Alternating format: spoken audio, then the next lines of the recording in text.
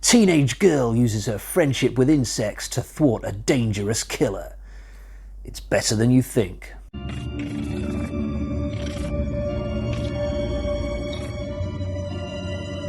So Phenomena is the 8th Dario Argento film. We're starting to get towards the halfway point of his career now with these reviews. And possibly we're also getting close to when the quality of his work will subside. That's what I hear from everybody who has gone all the way through the Argento catalogue, that eventually the quality of the films does go down. I can't speak for that yet. I'm still really enjoying each and every one of these films, including this one, but I'm sure at some point I will start to notice a decline, but that's for another day. So in terms of style, I'd say that Phenomena is at sort of a halfway point between Argento's giallo films and his supernatural films. I think this one just about falls on the side of giallo, but there's definitely a supernatural flavour to it. So the story sees a 15-year-old girl called Jennifer Corvino travel to an international school for girls in Switzerland, specifically for the rich and wealthy, I guess. I didn't know such places existed. If I had, and if there was a boys' version, I probably would have persuaded my parents to send me to one. No, they probably couldn't have afforded that. So Jennifer travels to this place, and no sooner does she do that, murders start to happen in the area around the school. It's a little bit of a similar setup to Suspiria. You know, girl from America travels to Europe, enrolls in a school, and then suddenly there's a serial killer on the loose. This girl, Jennifer, she even arrives really late at night, just like the character from Suspiria. So it's not long before she's conducting her own little investigation into who the mystery killer is, and she has a special ability to help her with this because she has a weird connection with bees and flies and beetles, anything tiny basically. They won't harm her if they're on her, and at various times in the story they come to her aid if she needs it, and at other times they direct her towards the killer's location.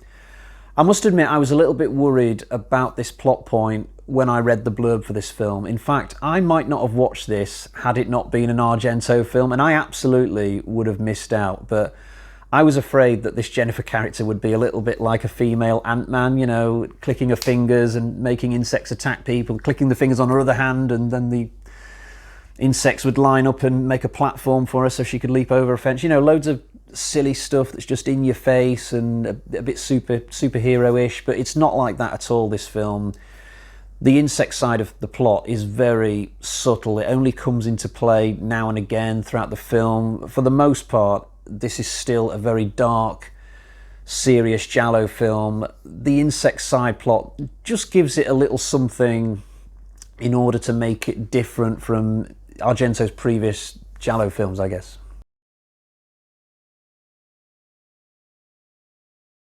Something else that's different about this one is that I actually recognise loads of the actors in the film. In all the previous Argento films, there have been some really great actors and actresses, but people that I have largely been discovering for the first time, John Saxon in Tenebrae accepted. This time around, I knew loads of the people in the film. Donald Pleasance is in it. He plays an insect expert. I'm a huge fan of Pleasance. This isn't one of his greatest roles, admittedly, but just him being there is sort of reassuring.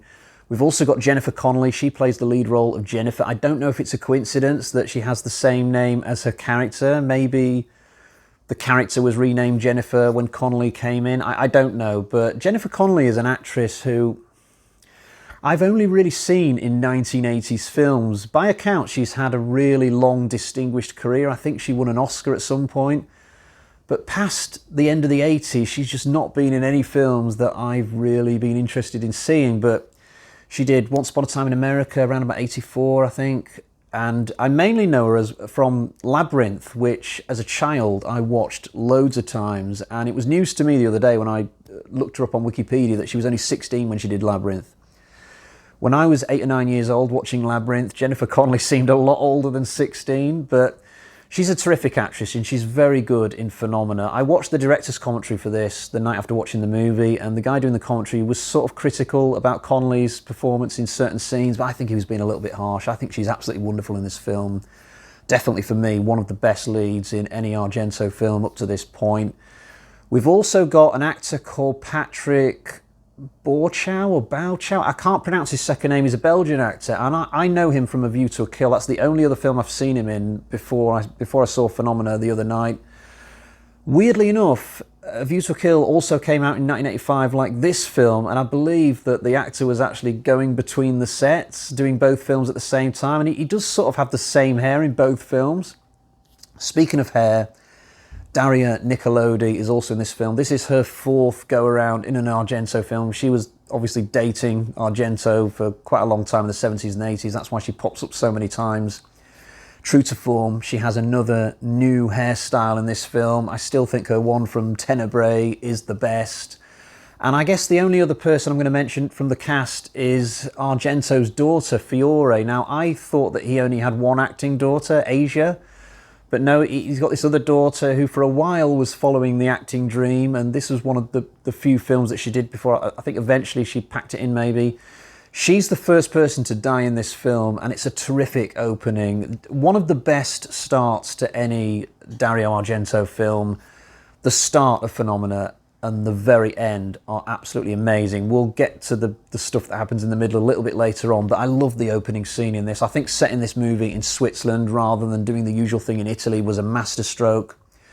The scenery in Switzerland is stunning. I can only think of one other film I've seen in Switzerland, which was Goldfinger. The scenery in that film was brilliant as well. But when this film opens and you get this character, this tourist, lost in all these gorgeous hills, it's just great to look at. And later on, Jennifer Corvino has to sort of go over the same steps as the first victim of the film, and she's walking through these daisy fields, and there's great music playing, and you get all these great long shots as well. And I'm a suckler for great scenery in a movie, and this film serves it up in abundance. Speaking of the music, we've got another great soundtrack in this one. One of the pleasures of discovering all these films for the first time has been discovering all the wonderful soundtracks from film to film, and this one's no different. There's lots of variety in the music as well. We've got rock songs and this really catchy theme tune that was still in my head the day after I watched the film.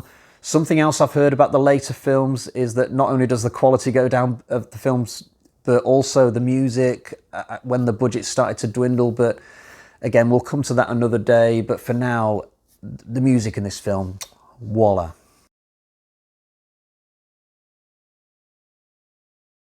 I said earlier that the ending's really good. Let's talk about that now. This is one of the best finales to an Argento film I've ever seen. I wasn't expecting much more than the reveal of the killer, a little scuffle, and then cut to credits, but we get so much more than that. Jennifer really has to run the gauntlet in this film. There are loads of little different scare scenes, but strung together in the same really long sequence. I won't tell you who the killer is. I don't think I gave a spoiler warning earlier, but I'm happy to at least tell you some of the travails that are thrust upon Jennifer in the final stages of the story. So she has to crawl through this really grimy tunnel at one point. There's also a scene where she gets pushed into this pit full of sludge and bones and excrement and stuff. It reminds me of Neil Marshall's The Descent. There's also a scene where she's fighting a mutant on a boat, and then there's fire everywhere, and there's a beheading. There's all sorts going on in the last 15-20 minutes. It's great stuff. And Jennifer even gets an assist from a monkey. Now, this monkey was in the movie before this point.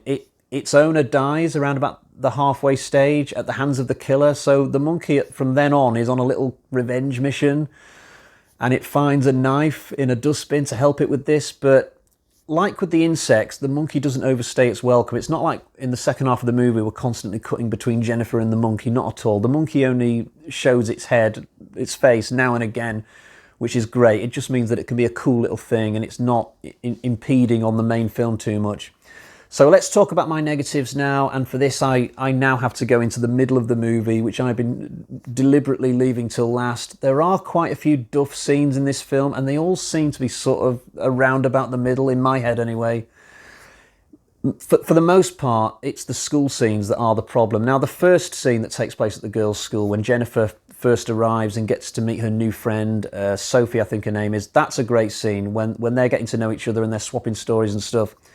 But every scene that takes place at the school after that is just really dodgy. So there's this one moment where Jennifer's having all this equipment put on her head so that the school can investigate her sleepwalking or something. It doesn't make a whole lot of sense. And then there's a classroom scene where The pupils are being unnecessarily rude to the teacher, including Jennifer. They're just talking when they're supposed to be listening. And there's also this girl who's got like a Bee Gees t-shirt on, and I thought to myself, would that really be acceptable attire in a posh international girls' school? And there are also some scenes at the school involving bullying that just seem a little bit OTT. This film runs to 116 minutes, which is quite long for this sort of thing. I do feel like some of the fat could have been trimmed off the middle part of the movie especially. I think there is a version that's 110 minutes. Maybe that makes a difference. So that would be 6 minutes less, though I don't know what they would have cut out. I also know that there was an 83-minute version that was released in America and had a different title. I think that would be going way too far. I mean, that's over half an hour that you'd be cutting out. I can't imagine that version is very good. My other negative today is probably that the kills in this film aren't as imaginative as some of Argento's other efforts. The first kill in the movie that takes place with the exchange student from Denmark, that's really cool. You get to see this head cut off and it bounces down this waterfall. It's really good, but for the rest of the movie, the kills aren't particularly wonderful. They're mostly just quick stabbing motions and then done. Although I think part of the reason for this is because Jennifer has this psychic thing going on with her in this movie where every time there's a kill happening, she seems to wake up and go sleepwalking in the general direction of where the kills happened. And clearly Argento has put a lot of effort into trying to make these sleepwalking scenes very stylish. I think that's to the detriment of the actual kill, because they seem to be a lot more basic than the kills that we got in things like Tenebrae and the films before that. Time to show you the version of the film I've got. I've got the Blu-ray done by Arrow, and as usual with Arrow, there are loads of features, one of which is an audio commentary track which was done by Troy Howarth, author of So Deadly, So Perverse, 50 Years of Italian Giallo Films. I've not read that book, but I have listened to this audio track, and it's very good. And what I like about it is the fact that this guy, he spends just as much time criticising Phenomena as he does praising it, which I found really fascinating. I would have thought that they would deliberately choose somebody for whom Phenomena is one of their favourite Argento films. So to listen to this guy really lambast the films in certain respects, but at other times really point out some things that the film does really well, it really kept me fascinated from scene to scene, because I had no idea what the guy was going to say next as the film was going on. So a really good track, much better than just listening to somebody go, yeah, that was brilliant, oh, wasn't that scene kick-ass, oh yeah, that was brilliant as well. Those sort of commentaries can be a little bit boring at times, so I enjoyed this one. Right, let's get to the bag of terror and find out what sort of score I'm going to give this movie.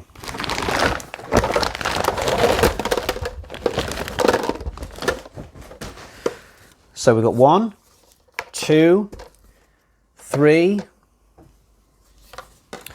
4 bloody axes out of 5, and you know what, I wanted to give it more because I really loved this film, and I've had to sort of keep myself in check a little bit because I do recognise that there are faults with Phenomena. There are quite a few bad scenes in there, as I've gone into in this review. So I'm capping my score at 4 out of 5 when I might well have gone a little bit higher. So that's all for today. That was my review for Phenomena, Dario Argento's 8th movie. I'll be back soon to do his 9th, which I believe is called Opera. Will that be the point where the quality starts to dip? Well, I'm predicting that it won't, because I've heard at least one person on one of these commentary tracks, I think it might have been Tenebrae, who described Opera as Argento's secret masterpiece. So I'm really looking forward to checking that one out. Do check in with me when I finally release that review. But until next time, cheerio, bye-bye.